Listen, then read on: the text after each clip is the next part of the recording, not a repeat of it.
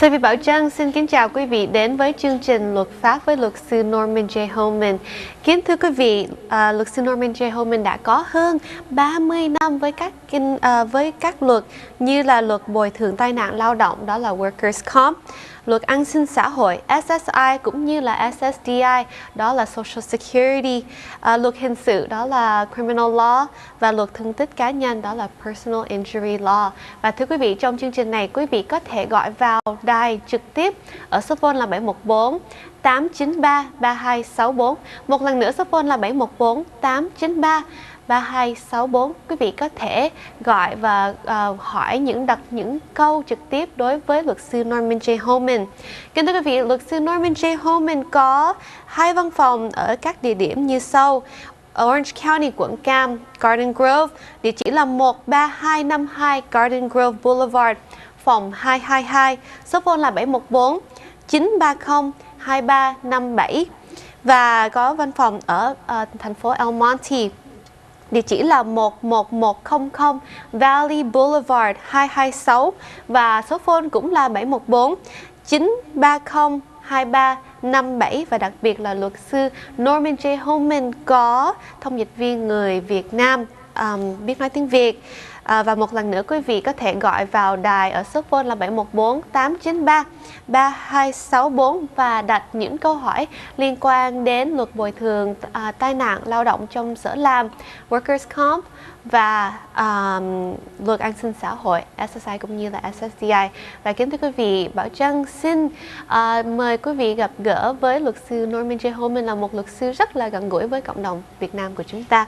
Hello, how are you doing today? Great to be here again this evening. Thank you very much. Yes, especially with all the holiday events happening. I know that you must be so busy at this time of year, are you? It is. Usually this time of year it kind of slows down a little bit. Everybody goes into vacation mode, but this year has been really busy. I don't know. It was kind of overwhelming a little bit, but because I was trying to get this little relaxing period, but it's okay. It's okay. It's good to be busy, right? Dạ vâng, thưa quý vị, Bảo Trân chào luật sư Norman J. Homen và nói rằng là rất là vui khi mà ông có thể bỏ ra một chút ít thời gian để đến với chương trình, nhất là trong không khí Noel, trong mùa lễ Giáng sinh là rất là bận rộn. Nhưng mà ông ấy nói là thường vào dịp này thì mọi người vào trong tinh thần là muốn ăn chơi nhiều hơn và ít làm đi, nhưng mà không biết tại sao ông vẫn bận lắm luôn thưa quý vị. Nhưng mà điều đó cũng khiến cho ông rất là vui. Now speaking of the holiday season, I think one of the most interesting topics is gifts. Now a lot of people are receiving gifts, especially those of the older generation who are also receiving SSI or SSDI. Right before I hand this question over to you, I'm going to translate really quick. Vâng, thưa quý vị, Bảo Trân nói rằng là trong mùa lễ Giáng sinh này thì một chủ đề cũng nên được đề cập đến là những cái món quà mà những người lớn nhận được, nhất là những người mà hiện tại đang nhận được SSI hoặc là SSDI, tiền an sinh xã hội. Thì khi mà đề cập đến những cái món quà thì họ có nhận được quà không, và nếu mà họ nhận được quà thì nhận được bao nhiêu? So how much gifts can we give to our elders? Okay. Yeah, that's a very, very, very good question. With SSI, is you can honestly, the amount of physical gifts is basically unlimited, because because Social Security doesn't really look at whether or not you give your parents a big screen TV or something tangible like that. What's the problem is you have to be careful with money. Because if your relatives, they take the money and they put it into the checking account, if you give them like a check, and they give them and put it in a checking account, then what happens is Social Security is going to look in that checking account, see that they have that certain amount of money, and if they go over their limit, depending upon they're single or married, then what's going to happen is that Social Security will say that they owe them their Social Security disability check back for that particular month. Yikes. Vâng thưa quý vị, luật sư Norman J. Homen trả lời rằng là khi mà nói đến những cái món quà đó thì quý vị cho những cái món quà vật chất thì cũng được, không sao hết. Vì Sở An sinh xã hội sẽ không có nhìn vào như là nếu mà quý vị tặng cho cha mẹ mình một cái tivi màn hình lớn hay là những cái gì mà là phải nói là vật chất đó. Nhưng mà nếu mà quý vị lại tặng tiền thì không có nên tặng nhiều quá, tại vì nếu mà tặng và bỏ vào nhà băng đó thì Sở An sinh xã hội có thể nhìn vào cái tài khoản của mình và thấy rằng là cái mức của mình nó đã vượt qua cái mức tối đa của mình. Nếu mà mình là độc thân hoặc là mình đã lập gia đình thì cái mức nó khác nhau, nhưng mà nếu mà mình đã vượt qua cái mức đó rồi đó thì Sở An sinh xã hội có thể nói rằng là mình phải trả tiền của an sinh xã hội lại cho họ. Wow. So when you said the limit for the account, so do you remember the limits for single versus married? Sure, yeah. If you're single, you can have up to $2,000 in any time for resources, what they call assets and money, cash. Or you can have, if you're married, you can have up to $3,000 in assets. I see. I see. Vâng thưa quý vị, bà Trân hỏi rằng là vậy thì cái mức tối đa của những người độc thân hoặc là những người mà đã lập gia đình rồi thì như thế nào? Thì ông trả lời rằng là người độc thân thì có thể có mức tối đa là 2.000 đồng trong tài khoản, và người mà đã lập gia đình thì có thể có 3.000 đồng ở trong tài khoản. Và thưa quý vị, một lần nữa bà Trân mời quý vị gọi vào để đặt câu hỏi trực tiếp đối với luật sư Norman J. Homen. Số phone của đài Little Saigon TV là 714-893-3264. Và bây giờ để trở lại với chương trình thì I almost spoke Vietnamese to you. Attorney Norman J. Homen.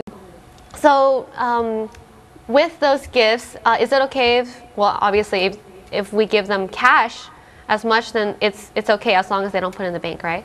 Yeah, yeah. I mean, obviously, cash, Social Security will look bad if they found out about it. I mean, it could be, not very good for your parents. So I would just say, just buy them gifts. And like for example, a lot of times if you want to, let's say you want to send your parents to Vietnam for for holidays, for New Year's, Tet coming up, you would want to buy them the ticket. You wouldn't want to give them the cash to go buy the ticket, because if you did, then they would receive that money, and then they'd be in violation of the law of the code, and then it would be a problem for them. So you want to buy them that item or whatever, tickets or whatever.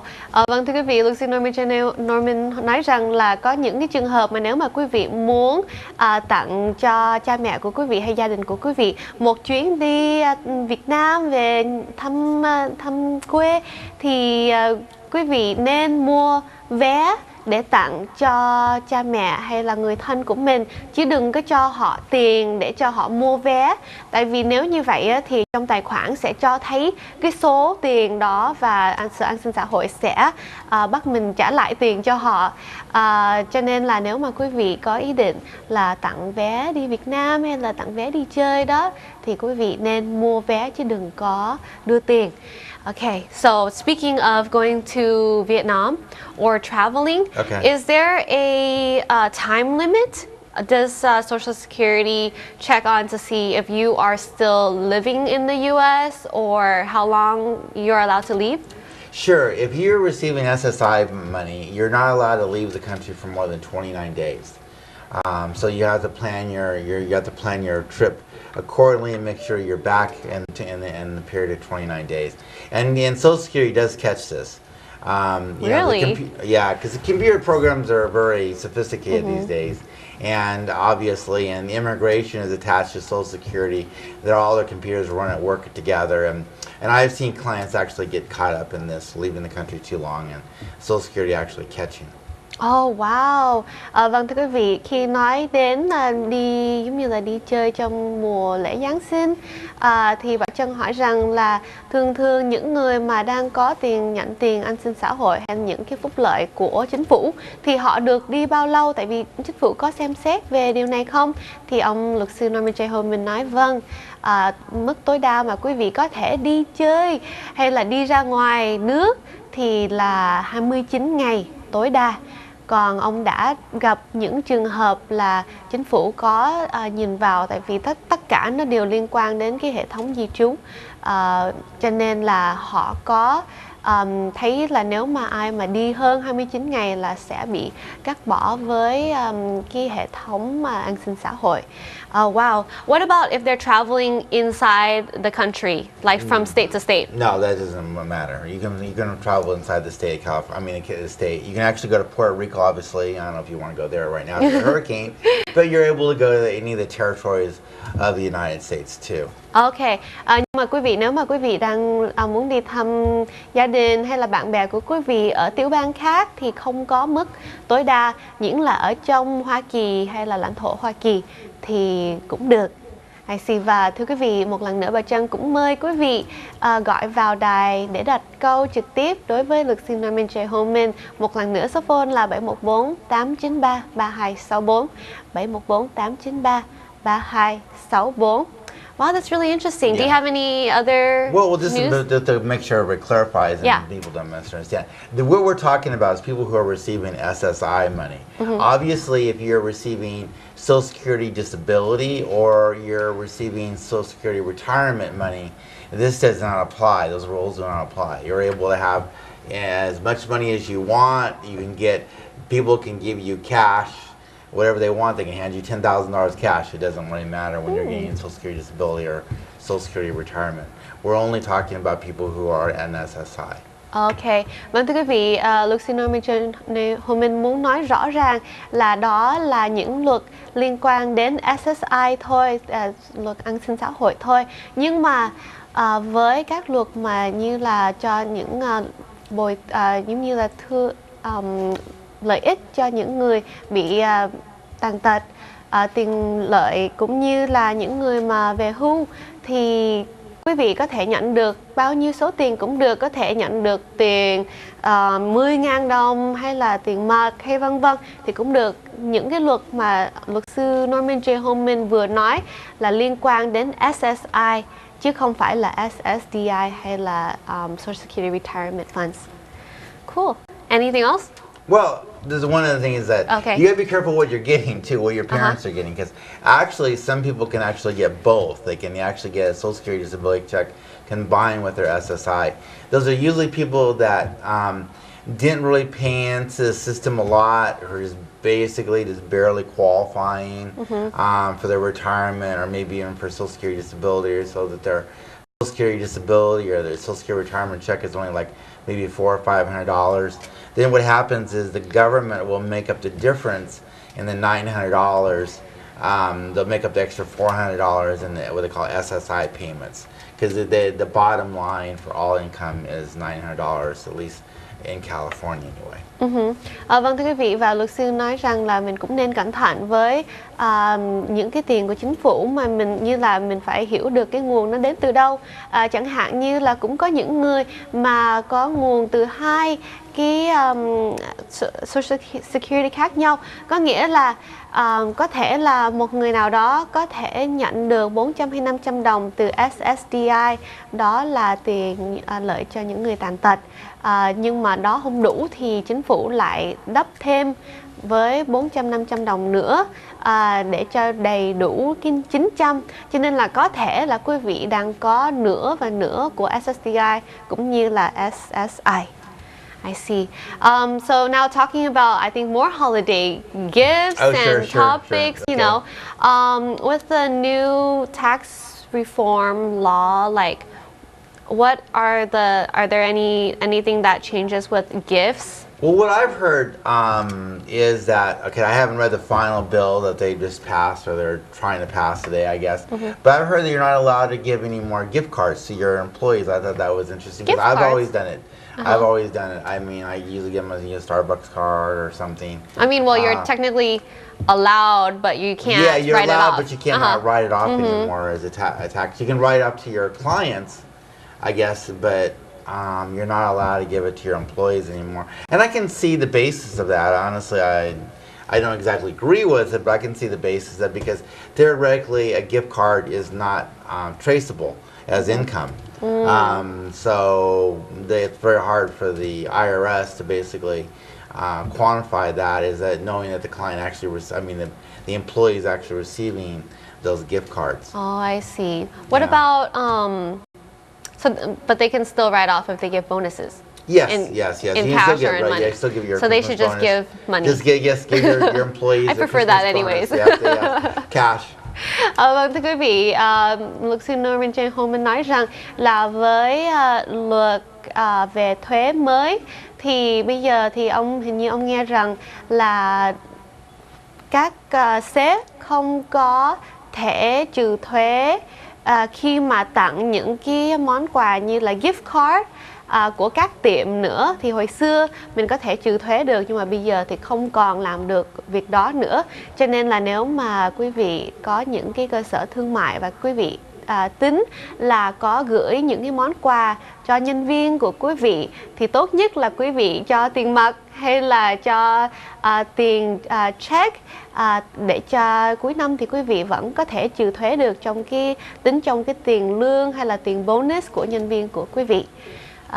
Cool, that's really cool. So with all the holiday shopping and stuff like that, I know you're super busy, but what are some things that clients are coming into the office the most for your office? Well, they always have the thing is, when can my case settle, and we try to move as many cases as we possibly can, but we know that it's hard because a lot of these people are disabled, or my clients usually are, or they have a workers' compensation claim and they can't work, and so their income is always limited during this time, and they can't enjoy the holidays as much as they can. And I feel really bad for them, and my heart does go out to all my clients this time of year. It is always tough. I always do my best. If I know a case can settle this time of year, I always try to sell it. At Christmas if possible. Vâng, thưa quý vị, bà Châu nói rằng là bây giờ chắc là văn phòng của ông Norman J. Homen rất là bận rộn với những người thân chủ. Thì ông nói rằng là có những người thân chủ thì bây giờ ông thấy tội lắm, là họ đang có những cái vụ kiện, họ đang có trong những cái tình trạng mà họ không có trở lại nơi làm việc được, tại vì họ bị thương tích cá nhân, vân vân. Cho nên là ông đang ráng hết sức để thi hành cái vụ án của họ, để cho họ có thể ăn mừng Noel một cách trọn vẹn. And speaking of, celebrating Christmas in a happier way, I have a workplace question. Sure. So, in this time of year, there's a lot of Christmas parties, company parties. A lot of them also take place at the office. So when you are at an office party, and you're technically off the clock, but you're still inside your building, and you get injured, is that still considered a workplace injury? Well, the general rule would be would be no. It would not be. Oh. However, if you're at a real holiday party, if your boss, let's say they invite you out, I even do it. They take you out to lunch, let's say, or dinner. If you're there voluntarily and your boss basically says you can take off, or you can come to lunch or dinner with us, then generally speaking, you would not be part of the workers' compensation system, because you're not there to the benefit of your employer. You're just there to benefit. To have fun and to relax. Where it would change would be if your boss required you to be there as a part of your employment. Okay, most of them will never admit that. But if they required you to be there, then it probably would be workers' comp. Or if they sent you to a party let's say you're a salesman and they sent you to a client's party in order to, you know, smooth and get more business, then it would be part of the workers' compensation system if you got hurt somehow. Vâng, thưa quý vị, bà Trân hỏi rằng là nhất là trong mùa lễ này, trong dịp vào tháng 12 thì có rất là nhiều công ty bắt đầu có những cái tiệc tùng trong công ty. Thì nếu mà quý vị lại đi một cái tiệc của công ty thì mà quý vị bị thương đó, thì quý vị có đòi được tiền bồi thường được không? Luật sư Norman J. Homen nói rằng là trong cái trường hợp mà chẳng hạn như là sếp mình mời mình đi ăn và giống như là mọi người phải đến và ăn uống gì đó thì thật sự ra là đó là một cái điều mà mình đi cho vui, không có liên quan đến công việc làm, cho nên là quý vị không có xin được tiền bồi thường được nếu mà quý vị bị thương. Cho nên là quý vị nhớ nha, trong các tiệc tùng này thì quý vị hãy cẩn thận, tại vì nếu mà quý vị bị thương ở các tiệc này thì không được bồi thường. Và không có sếp nào sẽ nói ra là họ ép mình đi những cái tiệc, cho nên cũng rất là khó để chứng minh ở trong tòa nếu mà quý vị bị thương. Nhưng thưa quý vị, nếu mà giờ đó mà quý vị đang làm việc và chẳng hạn như là sếp mình nói rằng là mình phải đi một cái tiệc nào đó của công ty khác hay là của thân chủ, và giống như là để mình làm việc, mình làm quen với người ta đó, thì đó là cái giờ làm việc của quý vị. Cho nên là nếu mà quý vị đến nơi đó và bị thương đó thì quý vị vẫn được tiền bồi thường. So that means that people have to be really careful when they're partying with their company this holiday season. That's right. Yeah, it's always a close call when that happens. I had a case that actually, unfortunately, I lost. I remember, where it was an argument whether or not my client was required to go play golf with the company. It was a company-sponsored golf tournament, and the company actually paid for my client to be there. So that's how I kind of know these rules really well, because I studied them and I was involved in a case that was very seldom. And then the judge felt that my client wanted to be there. He wanted to play golf, and that there was no requirement for him to be there because it was on a Saturday, and he just was along for a ride for a free golf game. So that's what the judge felt. But I disagreed with the judge's opinion, but that's what it felt. But I think before the show you mentioned, you know, sometimes you feel pressured. Yeah. Yes, you feel pressure to be there because you want to show that you're to your boss that you're fully supporting the company, and being there and supporting the company is beneficial to your career. So. Dạ vâng. Vâng, thưa quý vị, luật sư Norman J. Homen nói rằng là cũng có những cái trường hợp mà nếu mà người nào đó, người thân chủ lại giống như là kiện người sếp của mình vì người ấy lại bị thương tích ở nơi mà khi mà đi đánh golf đó, thì cái người thân chủ vẫn thua như bình thường, tại vì tòa án đã cho rằng là người thân chủ đó đó là một ngày thứ bảy, và cho dù người sếp cũng trả tiền cho người đó đánh golf, nhưng mà đó là người đó đang đi vì muốn vui thôi chứ không phải là đang làm việc, cho nên là người thân chủ đó vẫn thua như bình thường. Và thưa quý vị, luật sư Norman J. Homen nói rằng là như Bảo Trân và luật sư vừa nói ở ngoài trước đây, thì có những lúc thì khi mà người sếp của mình mời mình đi một cái tiệc hay là một cái sự kiện nào đó của công ty, thì mình cảm thấy như là có thể mình bị áp lực, không nói ra, như là người sếp không phải là thật sự bắt buộc mình, nhưng mà mình cảm thấy như là mình không đi thì không được. Nhưng mà thưa quý vị, những cái tiệc này thì vẫn không có phải là trong giờ làm. I see. So that's really interesting. Now, well, okay, so the examples that you gave me all happened in places like physically at a different location. But some companies, they don't take you to a restaurant or they don't have the event somewhere else, but you're inside the same building, the same office space. So when you're there, like does that like location count as workplace territory? Well, I think it would be a closer call if, okay, let's assume that the party happened during regular business days. Okay, if it's between 8 and 5. Let's say they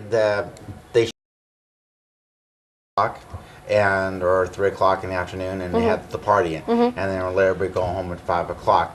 I would say then that it's a close that would be considered part of the workers' compensation claim, especially if the boss was paying you and saying we're just going to thing.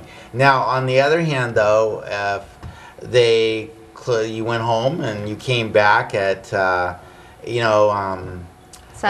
o'clock at night, and you had a party, then I would think that would be more work related. You told me you say that. I remember there was a movie came out. I think it was last year. Yeah. It was Office Party. Office Party, yeah. Yeah, did you see that movie? Yeah, I'm thinking about that. It was wild. It was wild. And these guys were throwing everything around and getting hurt. And you're right. But I think because it was obviously it was after hours, and people were voluntarily being there, I don't think that would be considered workers' comp. Dạ vâng, thưa quý vị, câu hỏi cuối cùng của Bảo Trân là nhưng mà nếu mà sếp của mình lại tổ chức một cái ngày mà ăn tiệc ở ngay trong văn phòng trong giờ làm đó thì có thể có tiền bồi thường được không? Thì luật sư Norman J. Homen nói là đó là một cách mà dễ hơn chứng minh là quý vị có thể lấy được tiền bồi thường. Nhưng mà nếu mà sau 5 giờ quý vị làm xong rồi, quý vị về nhà tắm rửa rồi sửa soạn lại rồi trở lại công ty đó, thì sau giờ mà quý vị làm việc thì quý vị không xin được tiền bồi thường. Đó là những thông tin liên quan đến luật và mùa lễ Giáng sinh để quý vị có thể hiểu thêm về nơi sở mình làm, cũng như là tìm hiểu thêm về luật sư Norman J. Homen. Nếu mà quý vị có những câu hỏi gì, quý vị có thể gọi trực tiếp với văn phòng của luật sư Norman J. Homen. Số phone là 714 930 2357. Một lần nữa số phone là 714 930 2357. Thank you so much. Thank you, and I want to wish everybody a very happy holidays and a very and great health and a very prosperous new year. Dạ vâng, xin kính chào quý vị.